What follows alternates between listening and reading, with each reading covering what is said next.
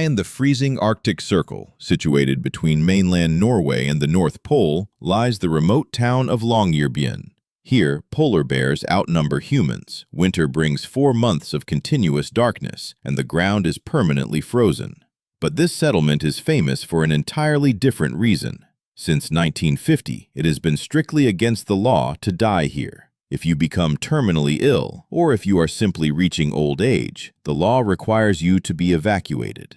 But why did a small Arctic community decide to outlaw the most natural part of human life? The origin of this bizarre rule isn't based on superstition. It's driven by terrifying scientific reality. In the 1950s, town officials made a shocking discovery in the local graveyard. Because the island rests on deep permafrost, ground that stays completely frozen year-round, bodies buried in the cemetery were not decomposing.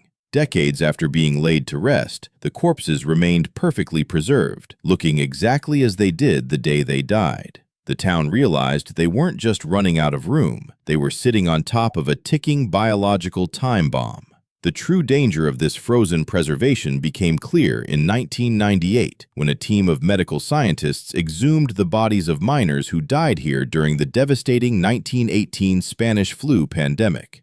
To their horror, they discovered that the deadly virus was still active and perfectly preserved inside the frozen lung tissue of the corpses. As global temperatures rise and the Arctic permafrost begins to melt, the town faces a nightmare scenario. Ancient, forgotten diseases thawing out and resurfacing to infect the living population. Because of this unique threat, Longyearbyen's tiny hospital is strictly equipped only for minor emergencies, not long-term care or burials. Bizarrely, the town is off-limits to the beginning of life, too.